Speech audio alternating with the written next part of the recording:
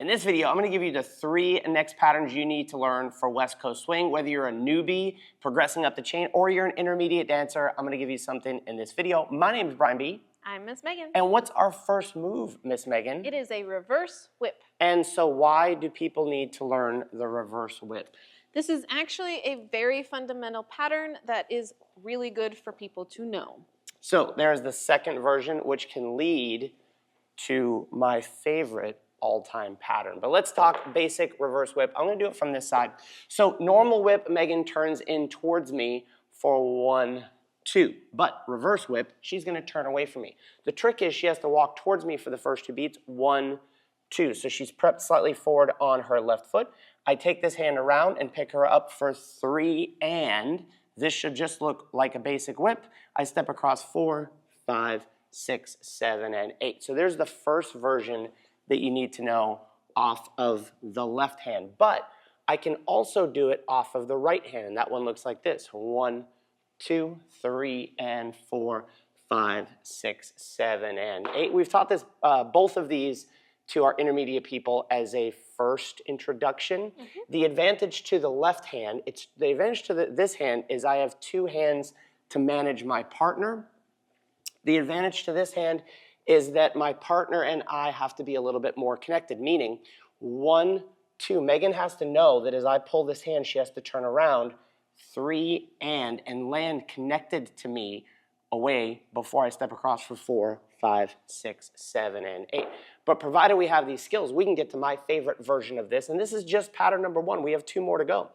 Is from a cross hand hold, I can dance 1, 2, 3, and. So it's just like we would look in a basic whip, right?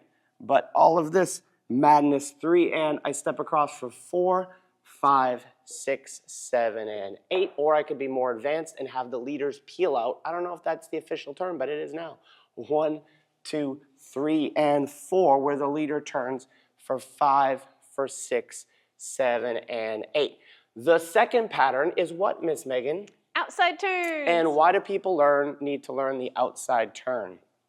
Because I like to spin.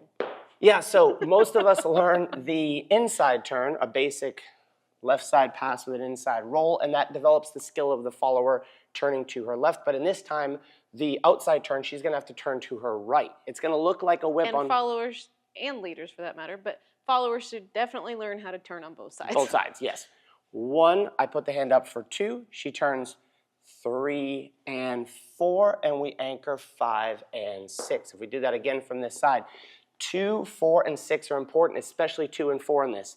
To get Megan to turn back on count 2, my fingers are to the sky. She turns 3 and 4, 3 and 4. There's a moment there before she anchors 5 and 6. And why is that important?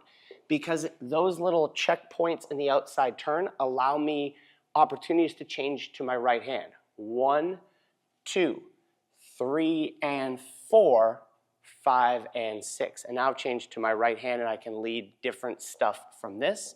However, here's what I am going to lead from this. We're going to add a rock and go to this. 1, 2, 3, and 4. Now I'm going to pull her out of the anchor. 5 and 6 into the inside turn and an anchor step. So you can see how these patterns are layered on. Speaking of that, I'm going to get to this at the end of the video, but I'll say it now. The best resource we've created to help you organize your patterns, how the sugar push leads into an advanced move, is our pattern tree chart. It's right here. I'll link it at the end, but let's keep going. Move number 3, Miss Megan, is the fold. The fold. The fold is this. 1, 2, 3, and 4, 5, and 6. And our students love this because it gives you an opportunity for a sweep, which once we teach them that, they will never do the regular anchor step ever again. Nope. Sweep and step, right? So for a fold, I'm letting Megan pass me. 1, 2, dropping the hand down, 3, and 4. I'm stepping into a place that's comfy for her before we turn the hand back over, 5 and 6. This is cool because I can lead 1, 2, 3, and 4. Whether she sweeps or not, as we come around 5 and 6, I can pull her out of that. 1, 2, 3, and 4, 5, and 6. Pull her to me and get right into a sugar tuck.